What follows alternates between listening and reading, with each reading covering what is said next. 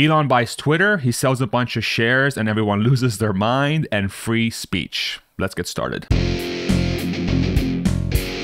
Welcome to the weekly review. I'm Farzad Misbahi, and this is my weekly sit down where I dump my brain on you all, like it or not.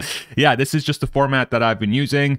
I think this is the 5th one now since I started, and I really appreciate everyone who has come along with me on this journey of just sitting down each Friday and Saturday, depending how I feel in each day, and reviewing what happened in the week and maybe go into a little bit more in depth versus some of the videos that I put out, or maybe expand on some thoughts, and just use this as a way for me to both sit down and think about the things that have happened, try to approach it from different angles, and allow everyone who's watching this to also take part of the conversation. So if you enjoy anything that I'm going through, or you find something interesting, definitely drop a comment as we go through and share your thoughts. If you like what you watch, hit the like button and all that good stuff. That helps the YouTube algorithm. So let's get started with the first topic of the day, which seems like this thing happened, like a year ago almost. I was sitting down, I'm trying to figure out, okay, what are the big things that we should talk about this week?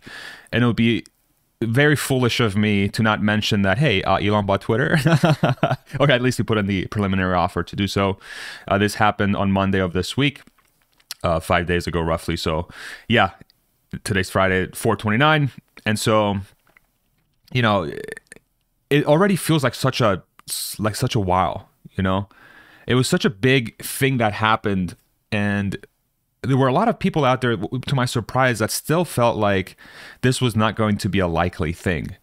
That Elon approaching the board and of Twitter and putting in a formal offer, for some reason, folks didn't take it seriously. That, hey, this is just some sort of stunt, or he's not going to get it done. That was very interesting to watch. And I think that was coming from a subset of the population that still somehow, right or wrong, they still believe that Elon Musk is not capable of maybe executing on some big things potentially, or for some reason they haven't seen his previous track record.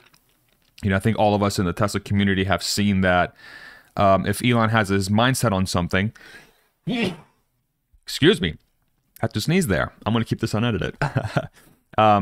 If he has his mindset on something, he usually gets it done. And something as large as purchasing Twitter seems to me like, if he's going to have his mindset on it, and it's something that he feels is very important, it's going to get done. And lo and behold, it got done, right?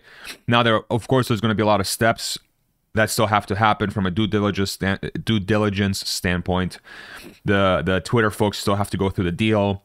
Elon has to, put together all the funding and all the different terms and everything from his side to ensure that he gets the company in the way that he wants to get it, while negotiating through some of the little things that the Twitter board and the Twitter lawyers and Elon's lawyers and Elon have to sift through. So, but this is basically 100% in my opinion. The one big thing that happened this week is one of the things Elon had to do to as a one of the, I guess, conditions of the deal was Elon had to have a certain level of cash put towards the deal so that it was palatable enough for other funding sources to come on board and jump on the deal with him. So the different banks, the different investors, lenders, and things like that. So, and that caused we found out yesterday, on Thursday, that Elon was selling shares earlier this week. And I'm hearing the garbage truck go by, and my head went like, did I put the garbage out? I did. So, okay, good. I don't know if you heard that in the background, but so yeah, so he had to go through that process, and it looks like all told, he sold about $8 billion of Tesla shares to fund the deal. And that cash plus all the other funding sources that he's put together for the deal are going to be used to purchase Twitter. Now, what's very interesting about this is the timing of it. I think it's going to be way quicker than a lot of people realize. And certain folks were talking about this yesterday as well, once the forms came out, that sort of confirmed that he's selling the shares. I believe it was Gary Black. Gary Black is somebody I follow on Twitter. He's a great financial analyst. One of the things I really respect about Gary is that the dude's a savage. He just says it how it is. Like, he does not sugarcoat anything. He's very like black and white. Here's what's going on. I don't really care about your feelings kind of thing. So Gary, if you're listening to this, dude, mad respect. You're awesome.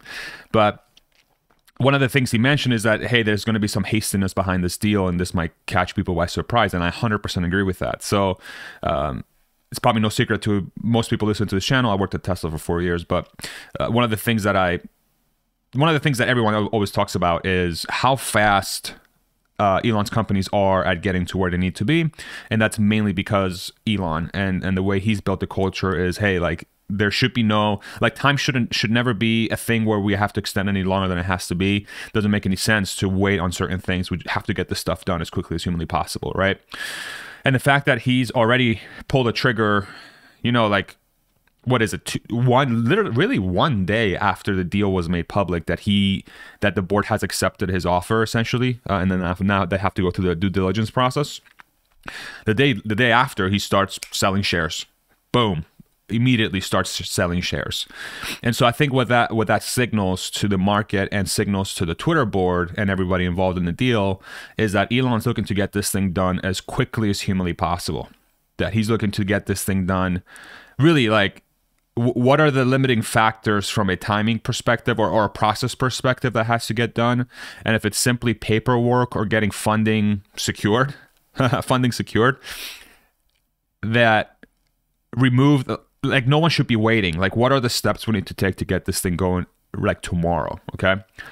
So initially in my head, when the sort of thing was made public about the board accepting the deal, in my head, I'm like, okay, it's going to be like a maybe 4-month thing or a 6-month thing.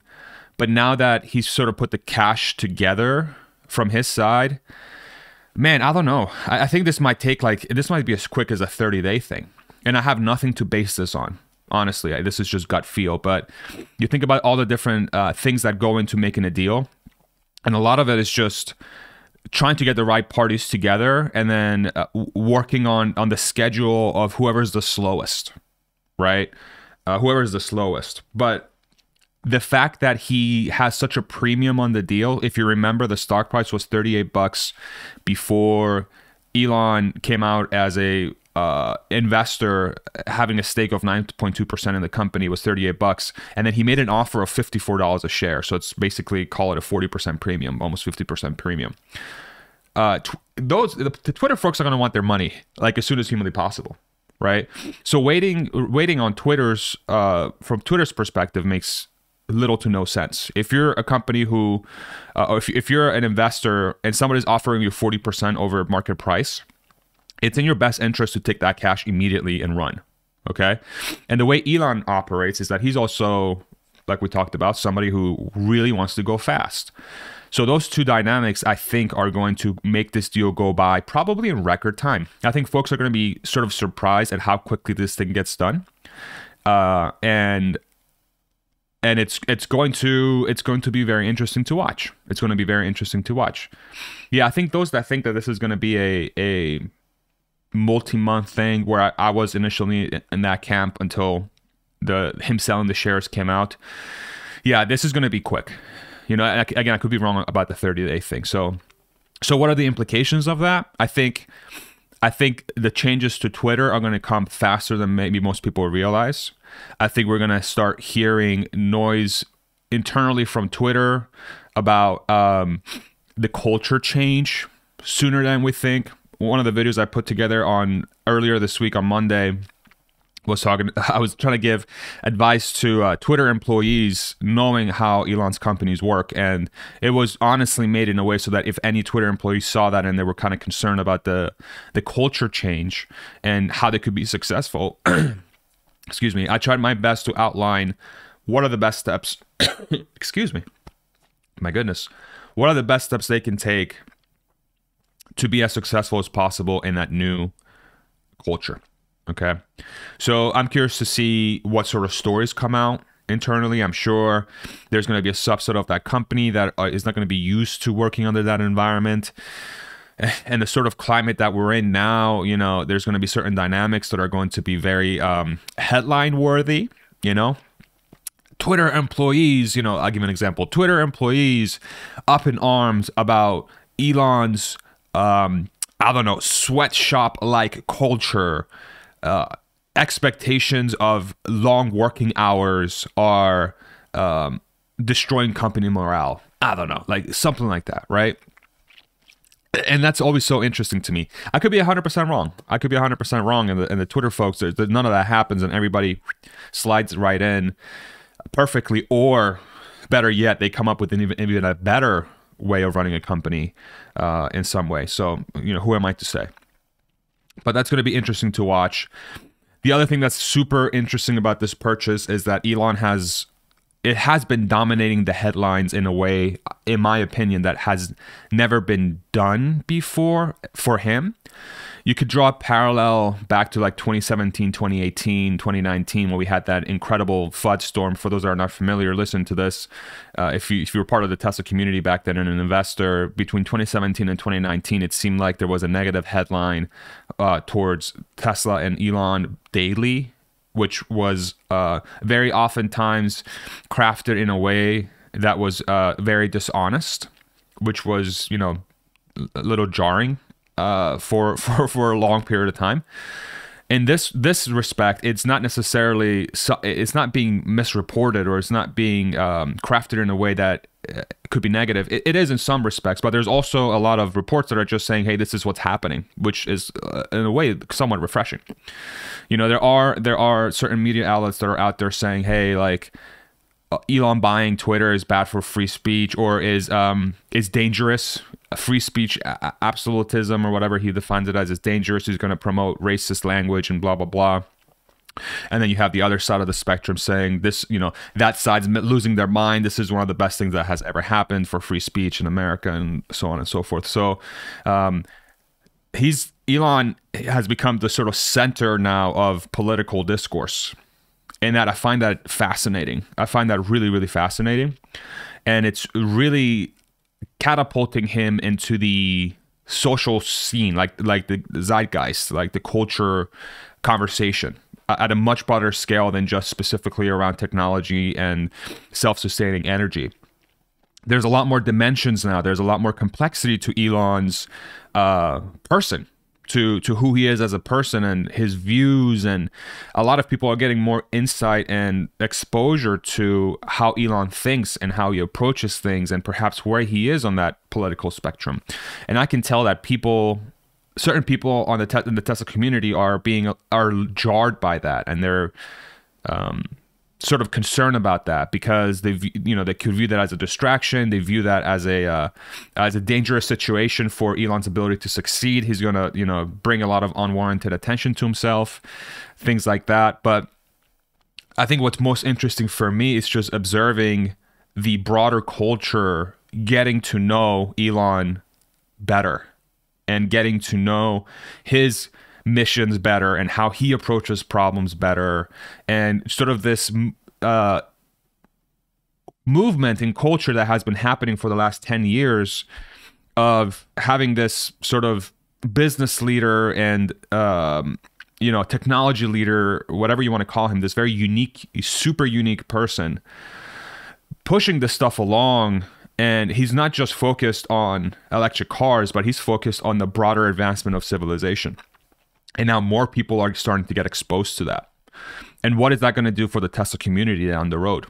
In one of my videos, I talked about how I think or it wasn't one of my videos, I forget, how the Tesla community here in the coming year or so is probably going to 10x. The Tesla community, the SpaceX community, the Elon community, whatever you want to call this community that we're all part of, right? That have been following for a while. It's going to become gigantic, because you think about what Twitter is. Twitter has a capability of reaching everybody, right? Twitter is capable of reaching every single person that has an internet connection, and theoretically has the ability to get around any sort of VPNs or firewalls that they're in, right? So let's throw out the number of, say, 3 billion people. Let's say a little bit less than half of the world's population has access to an open internet, or an internet where Twitter is accessible, okay? 3 billion people. So now 3 billion people are going to have access to an Elon product firsthand. They're going to get to experience an Elon product and an Elon service, rather, I should say. And I guess it's both. An Elon thing firsthand, not like secondhand or passive, right? So contrast that to Tesla and SpaceX and all the other things he has, right? You have a thing where Elon, like Tesla and SpaceX, can be experienced directly and passively. Tesla owners, as an example, experience Elon's products and services directly. Satellite companies experience SpaceX products directly. Okay, all of us that are not part of that sort of, an astronauts, if we're not part of that group, we experience SpaceX passively. Tesla fans that don't have the product experience Tesla passively, but they're very passionate about the mission, right? These are all passive experiences. The really interesting thing about Twitter is that Twitter is going to allow people, those 3 billion people, to experience an Elon product or service directly, right? Once he has that company under his wing and he has his leadership structure put in place and changes start happening overnight, and the platform becomes, in my opinion, is going to become the greatest social media platform on planet Earth, because Elon is extremely good at setting gold standards when his products become the gold standard of that specific field. Tesla, best electric car by far. One could argue the best car company from a profitability perspective. I mean, that's fact already. Best car company, period, could be, you can make the argument. Best battery technology company, best solar company, best AI company, right? There's a lot of bests. SpaceX is not even a question. Best rocketry company by far, right? So it's very likely that Twitter becomes the best social media platform on Earth. And the barrier of entry for that platform is essentially zero, as long as you have an internet connection, right? So now those people are going to get to experience the magic of Elon's companies firsthand, the innovation of those companies firsthand, the speed of improvement of those companies firsthand. And this might create a light bulb moment for that 3 billion people that have been experiencing these companies either passively or none at all, right? It might give them a light bulb moment that says, okay, so I know, let's assume that everybody knows that Elon owns Twitter. They're going to see firsthand that, wow, this guy knows what he's doing. This guy's very good at what he does. And he keeps improving these things, and this is by far the best product. And that creates a lot of trust, right? That should create a lot of trust before the product user and the product owner, which in this case is Elon. And so you think about the long-term effects of that. So what does that mean? One could make the argument, in this case me, is that those people that previously didn't experience those companies firsthand are now going to see Twitter as the gateway for the rest of the Elon Musk sort of ecosystem. It's an entryway. It's a gateway drug. It's a way to enter the universe that he's created. So if you thought there were a lot of people that wanted a Tesla today, I think those that experience Twitter once Elon Musk gets his hands on it and starts improving it, I think that group is going to 10x. Okay?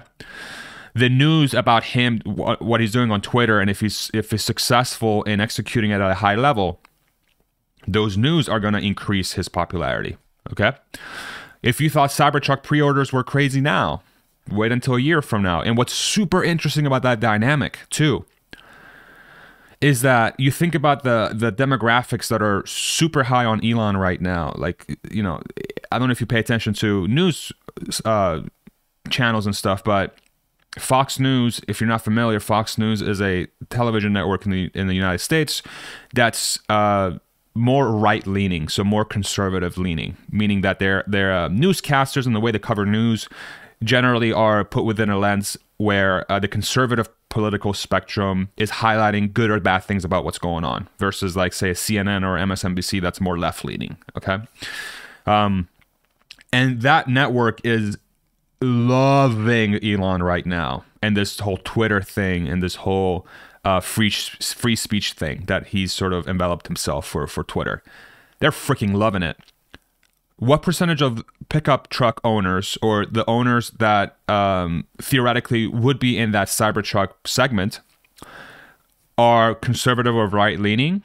It's a very big it's like 80%, right? I'm not saying every single pickup owner is a conservative by nature, but it just so happens that a lot of folks that are conservative own pickup trucks. And I'm saying this completely out of my butt, and I don't have any statistical data that shows this. Only when I talk to people and I get to know people a little bit deeper, and I find out that they're conservative, every single one of them has a freaking pickup truck.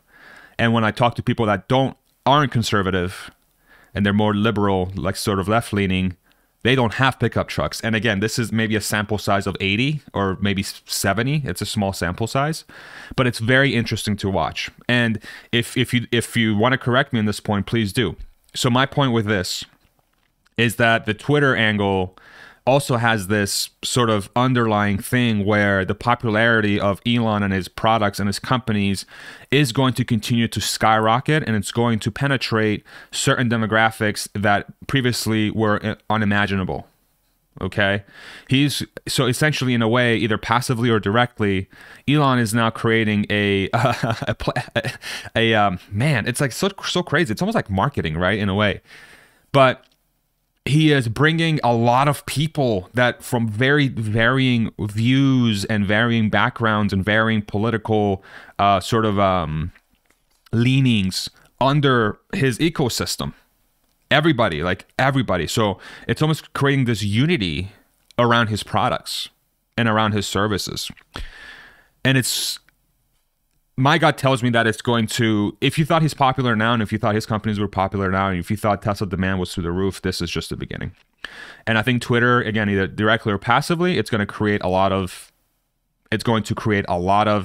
additional attention and demand and want for what he stands for and what he produces. So fascinating stuff. Fascinating stuff. It really, really is. Let me know what you think about that sort of train of thought. It's maybe a little bit out there, but to me, like in my opinion, it's somewhat. It's there. I see a clear path towards that, where there's going to be a lot of unity of very many different folks that are going to congregate around this sort of leader, this Elon Musk figure. And his products and his services are going to have extremely broad appeal. And it's not just going to be like, oh, tree hugger, sort of, I only like this car because it's good for the environment sort of thing. And we were kind of walking away from that. But now you're going to have what we're initially thought of as like, oh, only diesel trucks, only diesel cars, only gas cars or whatever, or conservative leaning versus liberal leaning. Now, essentially, there's acceptance for everybody, and there didn't need to be that acceptance before, but it's a magnet for very complex people. And that's what it really needs to come down to, right? These labeling of groups is kind of like muddying the waters of what Elon's actually doing, because Elon is he's successfully bringing complex people together. He's bringing people of different leanings and different wants and different needs and different values together. And yeah, I think that's a huge deal.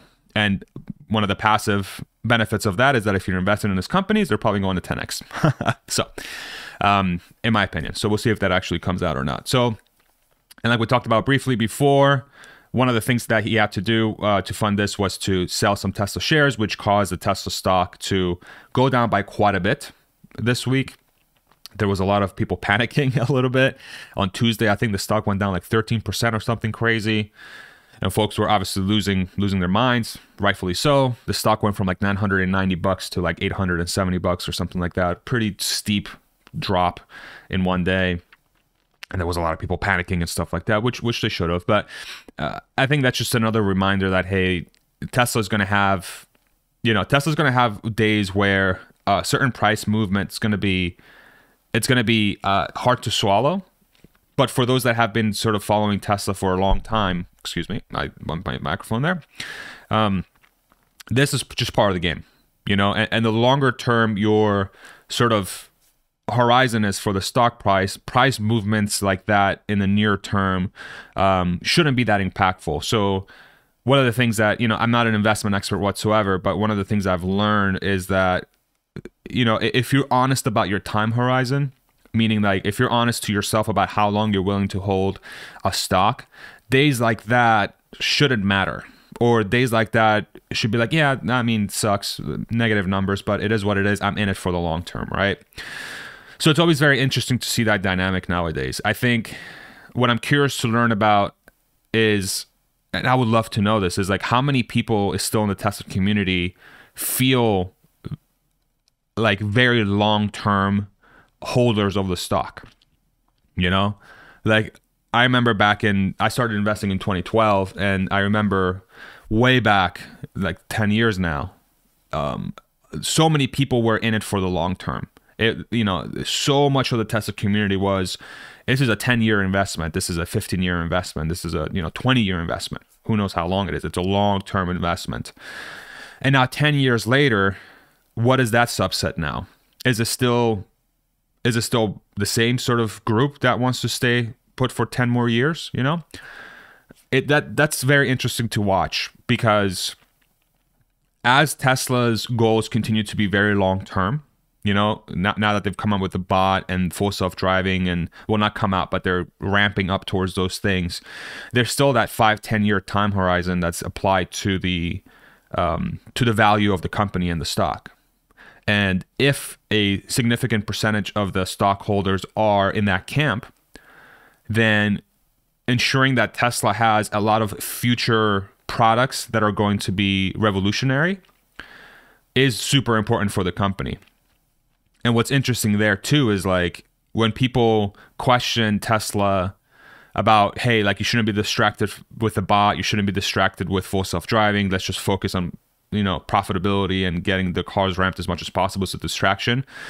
I think folks miss the point that a lot of people that are invested, my theory, a lot of people that are invested in Tesla, especially the retail investors, they want to see that, because that is why they invested in the company in the first place. It's the 5 to 10 year roadmap. It's not the let's get the car profitability up so I can get a good rate of return in 2 to 3 years. It's the, hey, I think this is a 10x in 10 years. Hey, I think this is a 10x in 5 years. Okay. So watching that dynamic is very interesting. And days like Tuesday, where it went down 13%, you can kind of see that dynamic of how many people sort of are like, damn it, like this is crazy, or it is what it is. Like this is just part of the game, right? It seemed probably, in my opinion, I think from what I saw on Twitter and other places, it seemed like I was actually impressed. Like it didn't seem like a lot of people were really that freaked out. They were definitely upset, but it wasn't like this doom and gloom thing that would have come up previously back in 2017, 2018, where the stock would go down by 50% and people would just be in complete despair. This is more like, this shouldn't be happening, right? That was the sort of overarching theme that I saw, was this shouldn't be happening. Like this is dumb. Back up the truck, load up. Like get more stock. I wish I could. I don't have any freaking cash, but I wish I could have, right? So yeah, very interesting to watch. And again, a reminder that if you're a Tesla investor, like moments like that are shocking, but it's part of the game with Tesla. So just another thing that really jumped out at me. So, but it does seem like Elon is done. It does seem like he's done selling shares as of yesterday, as of Thursday. He had a tweet that said that he was done selling shares. And so one would assume that moving forward, any selling pressures on the stock will be dramatically reduced, because now you don't have this person, in the case of Elon, selling 10 million shares or however many he sold, or 8 million shares or whatever. So yeah, interesting dynamic. And yeah, that was fascinating to watch. And yeah, man, it's just the way to wrap up. I think this weekly review is the Twitter stuff this week has been sort of a little bit of a, I don't know what it is, maybe like a shock to the system. It seems like it's brought up a lot of voices that were pent up, that wanted to share their opinion about how our society was going, in a sense. I think it's given a lot of, I think it's empowered many people to be more comfortable with their ideas in the open. I think that's one of the benefits of this thing. regardless of how you feel, of the execution and the person leading the charge in Elon and the different opinions about it. I think one of the good things that has come out of it that I'm starting to see is that I think there's more people out there that are comfortable with, or more comfortable with, sharing their opinions in a public forum. There's been this, and I don't know if you felt this way. I felt this way sometimes. I felt like there was a sort of an undertone to our society, in a sense, that said that, hey, like, you should keep certain things to yourself. Like, of course, like, you shouldn't be a dick, you shouldn't be a jerk, but like, no, certain things you should keep to yourself. Like, no, it's not worth talking about. Like, don't bring, like, the one thing I would always hear is like, don't bring politics into the mix. And conceptually, that always was a strange thing for me to understand, because I get people want to be on one side or the other, and they sort of want to keep it to themselves. But I think the underlying reason why folks would say that, and I'm not hating on people that would say that. I'm just trying to rationalize why somebody would say that, is that because whenever you do that, it creates an environment. It creates a shitstorm. It creates an environment where it just devolves into madness. It devolves into shit. It devolves into just people just slinging crap at each other. And that is a symptom of having a very polarized civilizations, very polarized society, at least in the United States, if we're going to use that as an example. And so that's why, like, comments like, hey, there are certain things you could keep to yourself. You should keep to yourself. Don't bring politics into the mix. The only reason why folks would want to say that, in my opinion, is because they want to avoid the shitstorm that's going to happen. And why ruin a good conversation? Why ruin a good video by bringing this stuff into it? And I agree, there's a certain time and place to have these conversations, but I think one of the side effects of that is that it may have made some people hesitant to bring that up, period, anywhere, ever. Like, it just became a thing. Like, it just in your brain, do it, and then you would have this pent up energy. You would have like, oh my God, I got to get this out, but I shouldn't, because people are going to be upset by it. And then maybe that's why we ended up with a society or environment where people would like just like everything would come out at once, and it would be done on Twitter or on some sort of social site, and it would be in the most aggressive, most vitriolic way possible, because there's so much pent-up energy and so much pent-up anxiety from getting those thoughts out. And in a way, we crafted a society where it wasn't okay for us to, or it was discouraged to have those sort of discussions openly whenever you felt like having them. And then you just word vomit everything out because you have so much energy and pent up anger or whatever, anxiety in. And then it comes out at once in a different lens or a different light that you want it to. And then somebody reads that, they're like, what the what the hell's wrong with you? And then they're also pent up, and then they word vomit on top of you, and then you create this pile of crap, right?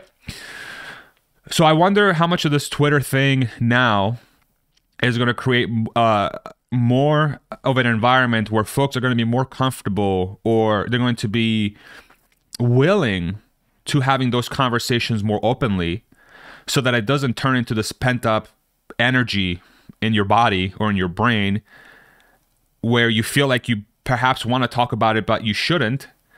And then you end up sort of projectiling that out all at once. Okay.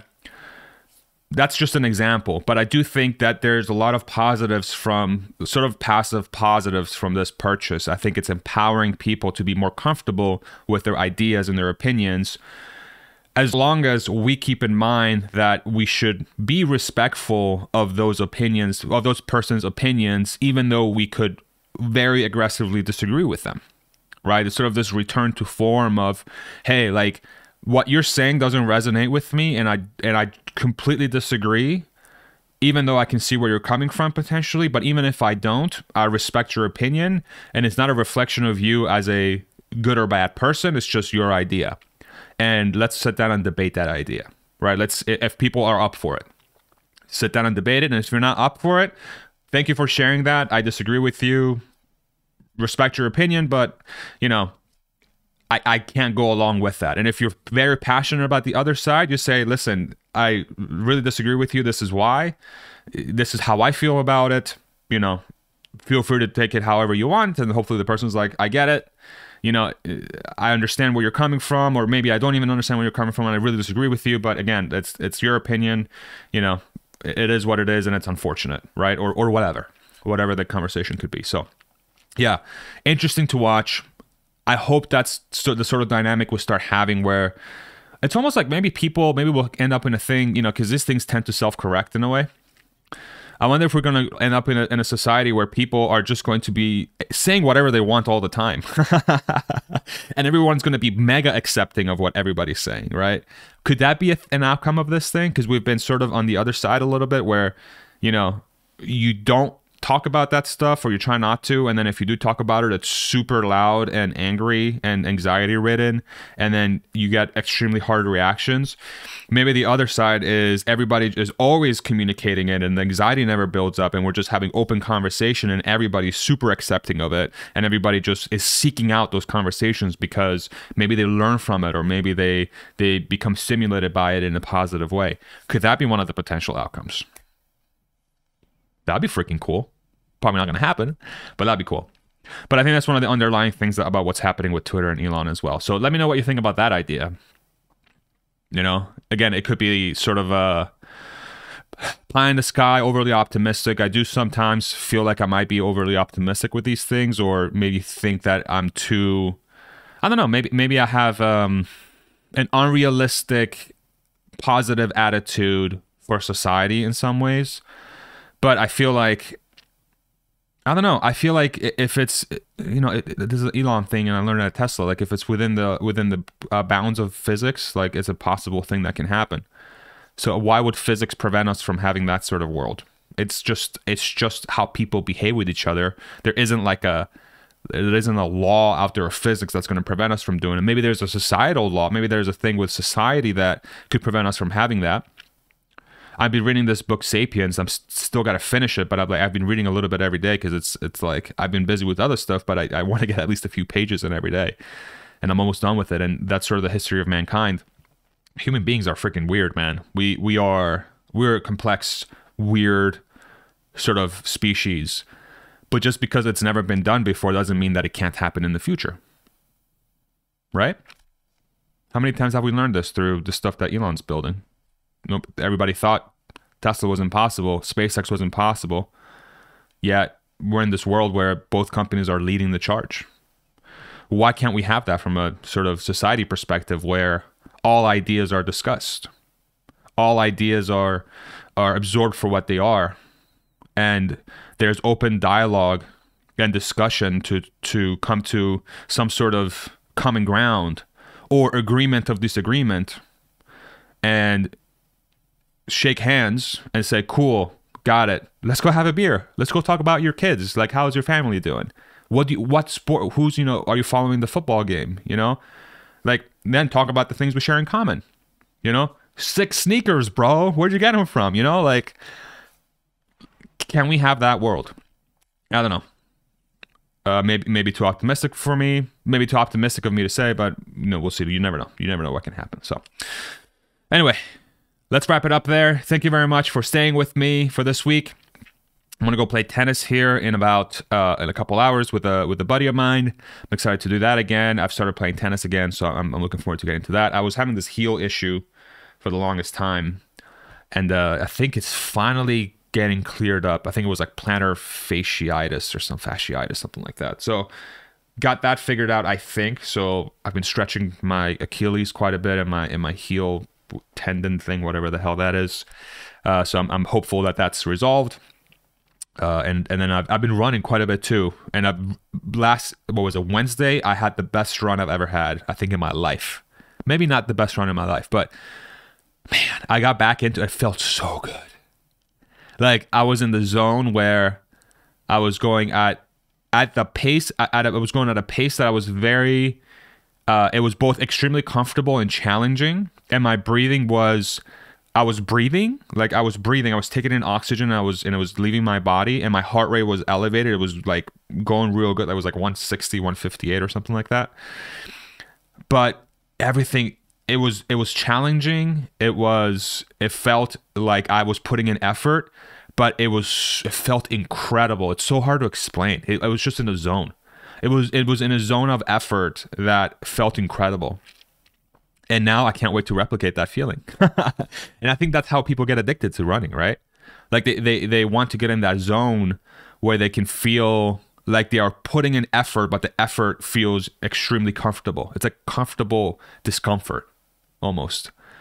If you're a runner, let me know if I'm thinking about this concept properly, because I can see how that can become very addicting. So yeah, so I can't wait to do that again. But I'm playing tennis today. I don't want to overdo it with my heel. So I'm going to play tennis today. I'm probably going to take, I don't know if I'll take the weekend off, but I'll definitely take at least one day off. And then when my legs feel good, I'll go back and start running for the rest of the week. So, and I have a 5K on May 21st, my first one in freaking years. And, you know, I used to run 5Ks all the time. And now it was a challenge because I've been sitting at a freaking desk for so long and working. And now I'm finally back into my sort of routine of running again, and I'm excited to get that 5K in. So hopefully start the trend of 5K, 10K, 20K, and then marathon maybe in a couple of years. We'll see what happens. So thank you so much for stopping by. Have a great weekend. I hope you have a great time with whatever fun stuff you want to do. And then videos will resume again on Monday of next week. And then if you haven't been, if you're not aware yet, I do have a lot of podcast conversations on this channel, and I've created a clips channel specific to taking the sort of the cool things we talked about in a podcast and taking a clip from it and putting them on a clips channel. And I've started to build a catalog of all the conversations I've had, plus any future conversations I'll be having. If you want to check that out, it's under Farzad Clips, Farzad. I can't even explain my own name. Farzad Clips. Search for that on YouTube. And I also have a link for that in my description below. If you're on a podcast thing listening to this right now on YouTube, Farzad Clips, we should be able to find that, no problem. So thank you so much once again. Have a great weekend, and we'll see you on the next one. Take it easy. Bye-bye.